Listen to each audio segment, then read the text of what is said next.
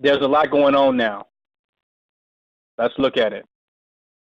The Black Lives Matter movement is under serious attack. All the media, the propaganda to make the Black Lives Matter movement look evil by, Alex Jones and all of the white conservatives and white supremacists who use their independent media weapons or arms in order to make the Black Lives Matter movement look bad. It's effective. We had 5 people shot, 5 black people shot. Black Lives Matter activists were shot in Minneapolis by some white supremacists. Now, I saw the video of the white supremacists that were driving around in their car preparing to go ahead and shoot these Black Lives Matter members. Now, I didn't take the video serious because the crackers look very corny, but I did get a chance to see the video of these crackers before they did this act. And they had on masks and they had guns, and they said, they were prepared to kill. And they were killing, they said they were going to kill based on the defense of the police, that they were taking the side of the police versus the Black Lives Matter activists. So these crackers who are allowed by the police department, from what I'm hearing, probably ex-police officers themselves or aspiring police officers or probably even undercover white supremacist police officers, they go ahead and shoot these Black Lives Matter members. 5 of them shot. So we are literally, the Black Lives Matter movement, the white man has declared, the white supremacists have declared open season on the Black Lives Matter movement. This is a fact. 5 shot. And you also got the Black Lives Matter member that went to the Donald Trump rally as he's campaigning for presidency. And this Black Lives Matter activist ends up getting stomped and beat by the entire audiences of racist, white supremacist Donald Trump supporters. So now we have 6 individuals that were attacked, harmed, shot, or beaten by white supremacists for simply saying Black Lives Matter. Now, when the black guy at the Donald Trump rally was getting stomped and choked and beat and kicked in the stomach, he claimed that the audience was yelling, "All lives matter." Definitely all lives matter except his at that particular rally, but that's what he claimed that they were screaming out. So the Black Lives Matter movement is under attack. The white man, the white supremacists are starting to show how they really, really feel about Black Lives Mattering. So now the Black Lives Matter movement are going to have to take their movement to another level. Because begging the white man ain't working. You're getting shot down. Because even at Dr. Martin Luther King rallies and marches, they weren't shooting black people. From my knowledge, they were sticking dogs on them. There were a lot of arrests made. There was a lot of brutality, but no one was getting shot. So we had a higher level of attack and aggression against black people here in 2015, moving into 2016. There's a high level of aggression going on. So the Black Lives Matter movement going to have to stop begging these crackers. Stop going at the goodness, looking for the goodness of these Europeans. Because notice, no good white person jumped in front of those bullets.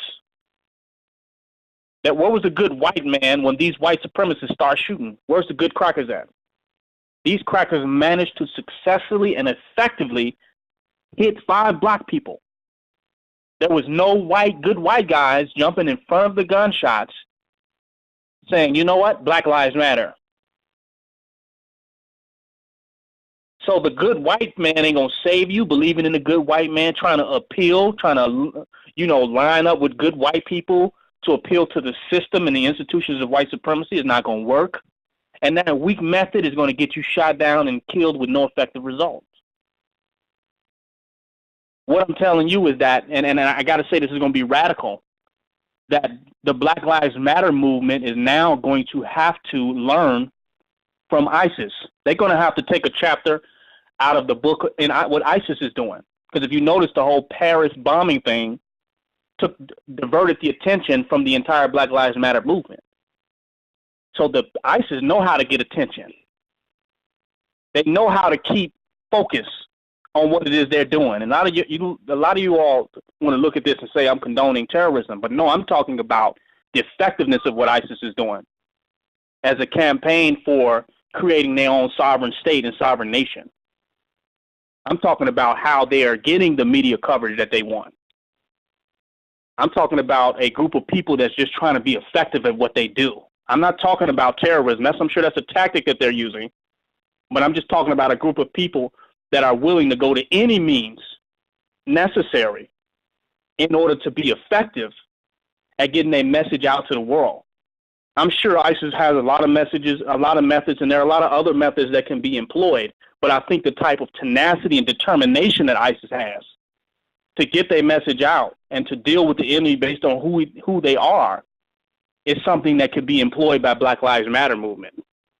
Because the white man don't really give a goddamn about black people. And it isn't until they start dying and blowing up and exploding can they really even value anything or consider anything. That's a fact. Now ask us this. This Paris bombing happened. This group called ISIS that somehow is supposed to exist somewhere, that's supposed to be some terrorist group somewhere. All those people were killed in Paris, but they have yet really conclusively, from what I'm hearing, found one person. This is what I'm hearing. They can't find out where ISIS is or how they operate. But if a black person says anything radical against the white supremacist police state, they're ready to go ahead and arrest that person immediately. So they're effective at attacking the so-called black American citizens and censoring their freedom of speech. They're good at that. But when somebody's blowing their fucking head off, they just can't seem to find anybody. It's an unsolved mystery. That means America hate black people and more than they hate ISIS. We get attacked and found and our door kicked in just for even making certain statements. And they can blow crackers' heads the fuck off their bodies. And they don't even know where they're really at. Dealing with ISIS is the most difficult and most unimaginable task known to man. This is a fact. So now the white man is concerned about his safety and his security in dealing with this group. But they got the attention that they want. See, they realize that they are at war with the white man. We don't realize we're at war with the white man. We just think that it's just a few political issues and we need to change the system and institutionalize racism. We got all these pretty words to cover up the fact that we are literally at war with the white man. So we're going to a gun fight with not even a knife, with a bullhorn. They said, if something's crazy if you go to a gunfight with a knife. We go into a goddamn gunfight with a bullhorn. You think you're going to protest and riot against white supremacy, and you are really on the front line of the battlefield, where this devil is intentionally killing you, is willing to fight hard to the death to maintain his imperialistic infrastructure of white supremacy racism. He is hell-bent on it. He is not confused. You follow? He's not making a mistake. He's not just non-progressive. You follow? There's not just a few simple issues. He is clear and intentional in maintaining the institution and infrastructure of white supremacy. And I think you hear a lot of that reflective in Donald Trump. The racism, the ignorance, the stupidity, and just the blatant holding on and propagating and pushing white supremacy. The ISIS realizes they're at war every single goddamn day. ISIS doesn't believe they're part of the global international government, and we just need a global change of institutions. They know they're at war with white supremacy in order to set up their sovereign state.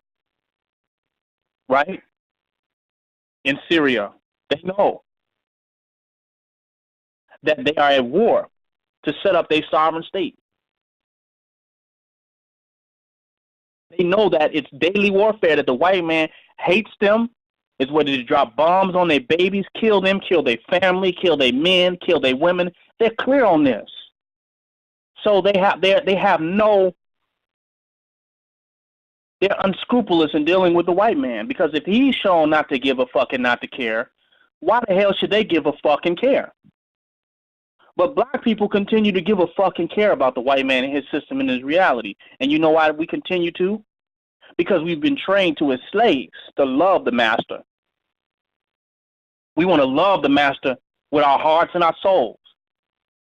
So we won't change socially, but we want to love the master at the same time. And as long as you love the man who is hating you, love the man who is whipping you, love the man who is beating you, love the man who is oppressing you, there will be no social change.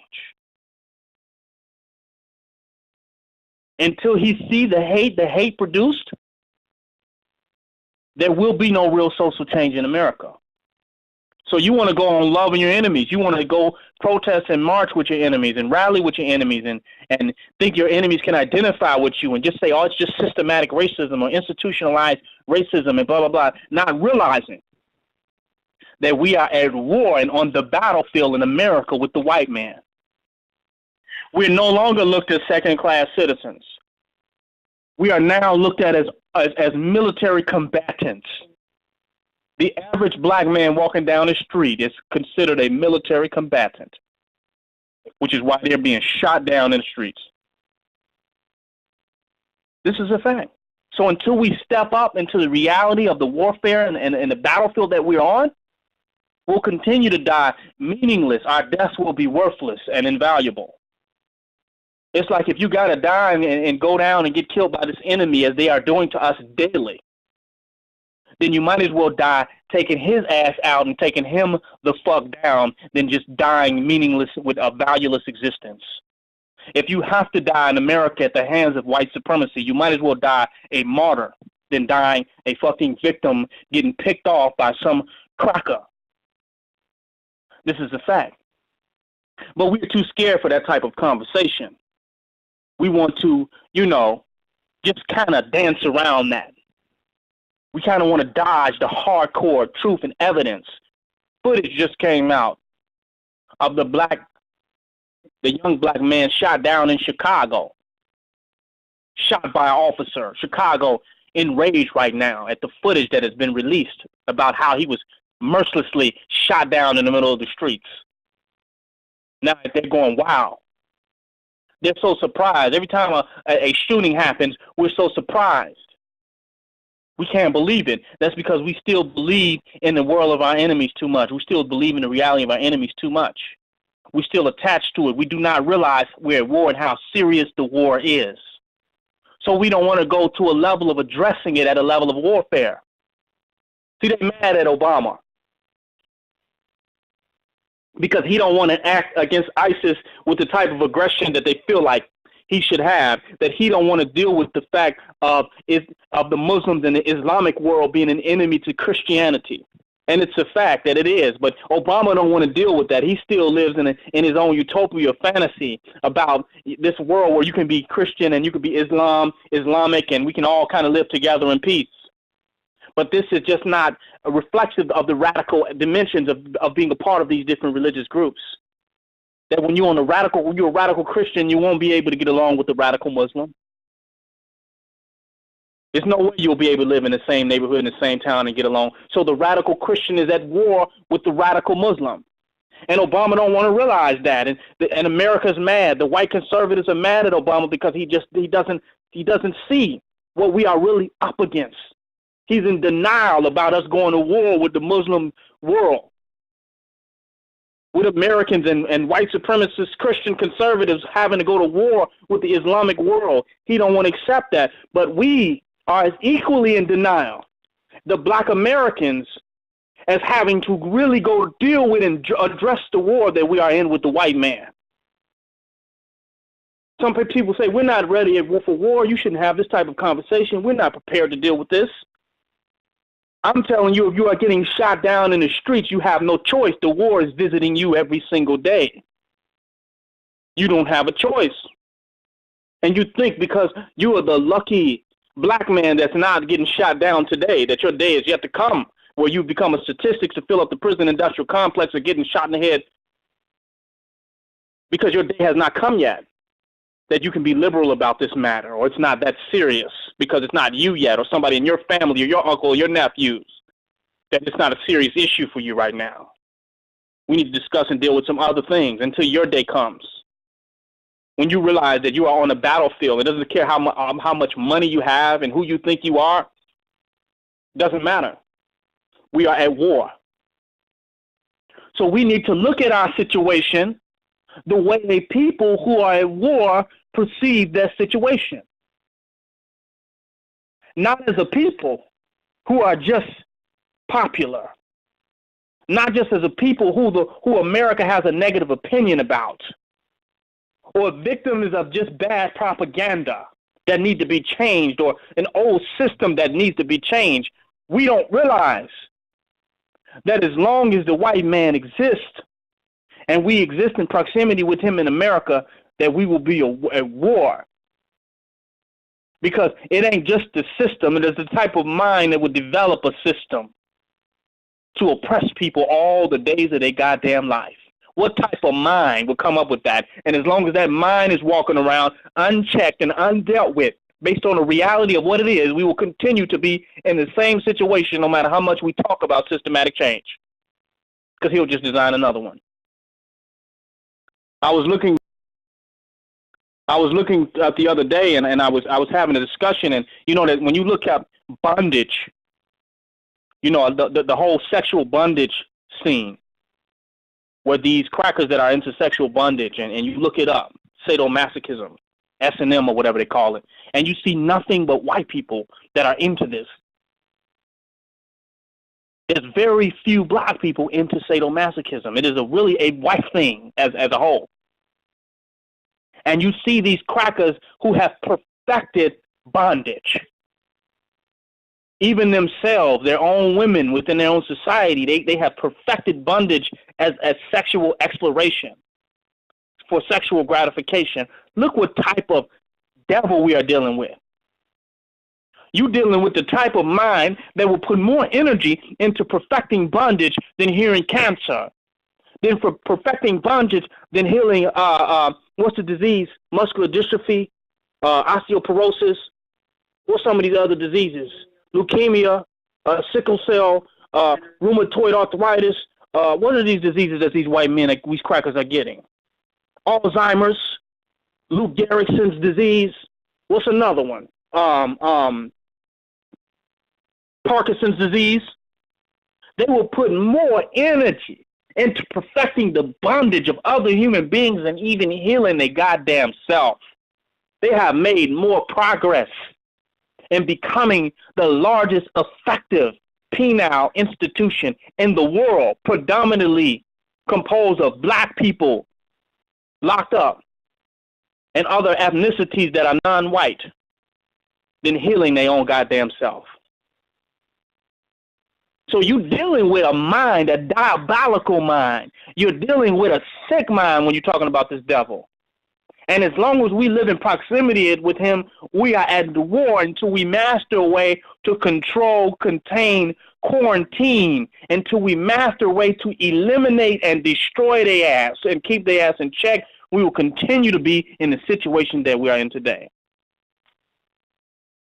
You can live in a jungle among wild animals, but only when you have created a methodology and a system in which to do so. So it's not the problem with the white man system. The problem is with the black man's lack of ability or desire to build a counter system to the system of white supremacy. That we need to perfect a counter system. That those who are scared to just go all out to war, we must perfect counter warfare against the white man. And that's what our focus needs to be. Not begging these crackers to change and begging them to do this and do that. They're going to show you, the more you do that, the more they're going to show you of how they really feel about you. And you will die like a coward. You will die worthlessly. You will be marched into the FEMA coffins and in the concentration camps just like Hitler did the Jews. Because they walked into those concentration camps being gassed up They walked and marched into those concentration camps, talking about some hands up, don't shoot, as they were marched into the concentration camps. I got to be plain with you. We living in a day where this cracker is evil.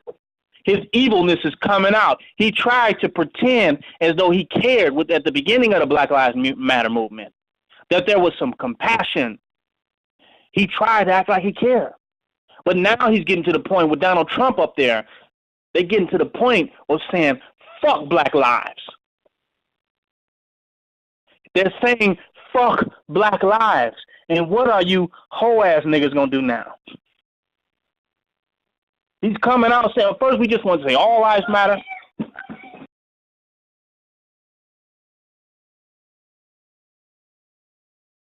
They went from a point of saying,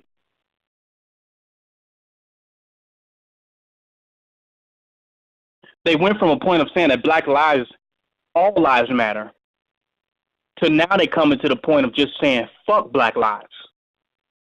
When they shooting you down at the protests, when they beating you at the rallies, what is it going to take for you to man up and realize that warfare is becoming the only option? That revolution is the only solution. When are you going to come to that point? You don't have a choice now, because the white man is becoming more militant, more angry, and we are revisiting the type of mindset of this beast that he had when slavery began. It's coming back around, and you can see it in this devil's mind. The Arab know what he's going to have to do to deal with it. The Arab is not going to just sit back and let the white man dominate over them, not without a fight. You don't see ISIS marching around. Arab lives matter. Your enemy knows that your fucking life don't matter. That's why he's killing it. And you telling the same person that pulls the trigger that's absolutely clear that your life don't matter, that your only defense against him is to tell him that your life matters. They have done a job on us. They have done a job on us. The white man is getting so wicked and evil in America. The white man is the number one true terrorist. The white supremacist white male is the number one true terrorist in America. That he has become his own biggest terrorist threat. Because the terrorism is the true white extremist versus the liberal crackers. The liberal crackers are now getting scared of the white supremacist extremists. Dallas Mayer just put the Republicans to shame when he said he's more fearful than armed white men than he is of refugees. This is Texas, the racist ass Texas. Historically racist Dallas, saying he's more afraid of white males than he are of refugees. The white man has lost his goddamn mind. And you talking about Black Lives Matter. Hands up, don't shoot. This is a fact. We're at war right now. We cannot deny it, and we have to step up to deal with what it is. You don't have to add words cost in the labels. Revolutionary, militancy, terrorism, all that. You don't have to even don't get caught up into any of the words. Understand that you're going to have to fight back and gear up to fight back at the highest level of fight that you can summons. Call it that. Because they're killing you and shooting you down in the streets. It's worse. Shot at a peaceful protest. Come on. And we're hearing stories of the police allowing them to get shot. And we're hearing stories of them locking the police stations and not even letting the victims that got shot get the type of aid that they need. This white man don't give a goddamn about you. When will you give enough care about yourself to stand up and fight back? You don't have a choice. Some people talk about we need to organize this and organize that. It's too late for organizing. The time passed for that. Kwame Ture came and told you, organize, organize, organize. But you didn't do it. It's too late. You don't have that luxury anymore. Right now, in this day and time, you have to stand up and man up right now, wherever the fuck you at. ISIS vows to blow up the White House. Great. I only had one issue with ISIS and what happened in Paris. I had one major problem with that. I looked at it and I saw the footage and I was saddened to my heart. It really hurt me. And the whole time I was watching it, I was thinking, why not America? Why didn't blow up America? That was the only concern that I had. They went to the European, and they're saying that European lives don't matter, white man lives don't matter, because he's been saying the Arab life don't matter. The white man has been saying that nobody's lives matter but his, and that's what white imperialism has been about. That's what white globalism has been about. It's saying that nobody's lives matter but the white man, and he got another thing coming now. So I didn't feel sorry about no people getting shot up in Paris. I didn't feel one goddamn feeling at all in my body. I just scrolled on down the news feed. I didn't feel anything because the white man's time has come. And if we don't have the heart to do it, clearly and obviously somebody else is going to do it.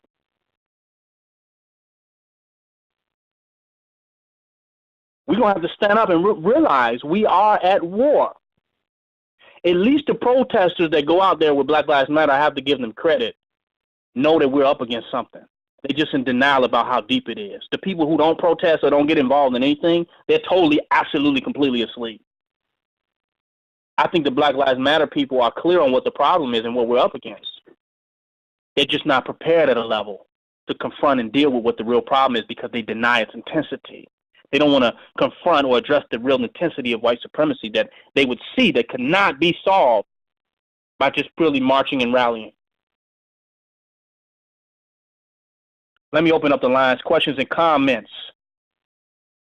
We're still in the first hour of the show. Press 1 if you have any questions or comments. 646-716-9305. Call in, questions or comments in the first part of the show. We have to take a more militant approach. Militancy must become our culture. It must become our way of life. It must become our religion. It must become our spiritual practice. We must become, militancy must become our way of life completely. We cannot avoid this with what we are up against today, and it's not going to get better. It's only going to get worse. So we must prepare. And we must move into total ability for confrontation against oppression. We have no choice. Let me go to the lines. 803.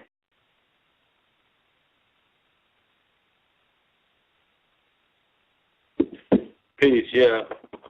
Peace. Black Supremacy, this is Palmetto Star. Yes, sir. Yeah, I feel you 1,000% with that. You know, militancy definitely has to become our culture.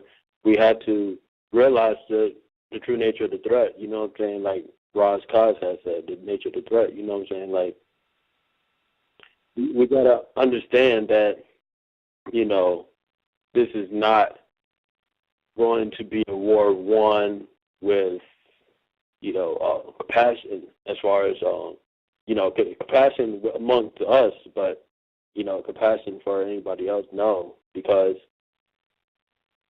we're getting shot without any sort of compassion whatsoever. And now they're putting these black children's killings on TV. It's the new age lynching. People don't understand that. They're over there watching it. It's just like they were watching a lynching because this is exactly what they're doing. They're having their Sunday lynchings on live TV for everybody to view. You know? Teaching. So we have to be realistic about what this is. So I absolutely feel you 100%. You know what I'm saying?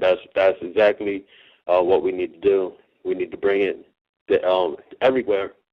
You know what I'm saying? And really realize. And that ISIS diverted the Paris bombing diverted the world's attention from Black Lives Matter. Yeah. We will always have the backdrop. We will always be on the back burner for whatever can gain real attention on the world. They're diverting from what's going on. These insurrections that are happening in these prison riots that are happening in these so-called colleges. There's nothing but prison riots. Because the college ain't nothing but a prison for a black person, literally. But yeah, all these exactly. are distractions. But until we really want to get their attention, we're going to have to be as creative as ISIS. We're going to have to match them with creativity. I'm not talking about just terrorism, but I'm talking about the level of creativity that they have, though. How hard they willing to really deliberate and meditate and sit and come up with ideas of how they can make their issues global. You got to give them credit for that. You follow? That they're going viral at a very quick level. You know what I'm saying? So whatever marketing technology that they're using, Black Lives Matter need to learn from that. You know, we used to hold Anonymous in high esteem, but we saw that Anonymous is not nothing but a white mask of white supremacy. Yeah. That Anonymous is protecting the white man. It's protecting the police departments, protecting them, and doing the minimal. They don't want to see the destruction of white supremacy because they believe in white culture. You follow? And they know with the destruction of white supremacy will come the end of what you call white culture. White cultural imperialism will end as well. So Anonymous are culture gangbangers too. Right. They're white utopianists. They believe in a good white world where everything's fair and justice that's still ran by white people, where white people have the power to create a perfect world.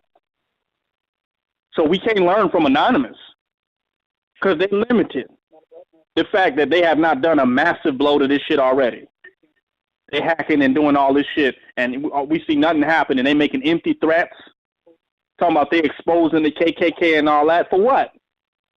For what, goddammit? That's free advertisement for the KKK. So we used to hold them in high esteem, but we see they really ain't gonna do nothing but distract us with the possibility that we got it under control. Anonymous is about to do this. Anonymous is about to do that. Anonymous ain't gonna do shit.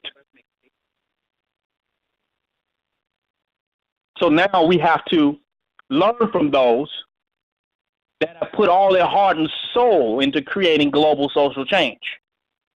We need to have the same spirit as those that are serious about revolutionary transformation. We cannot escape this if we're about it. We can't just learn from the white man. We can't just learn from the civil rights. We just can't learn from Anonymous. We can't just learn from Occupy Wall Street. We got to learn from all of them. If we are independently serious about our condition and we know it's in our own hands, we must be as thorough in our study and our research and our application of whatever is effective, or otherwise we are not serious about it. We're just playing with ourselves. You follow? We must leave no stone unturned. We must learn from them all and incorporate and study if we really want liberation for ourselves here in the hills of North America. We would have to study all of them. You follow? And take from all of them. So don't get mad at me for saying that the Black Lives Matter movement can learn from ISIS. Need to take a chapter from the book of ISIS.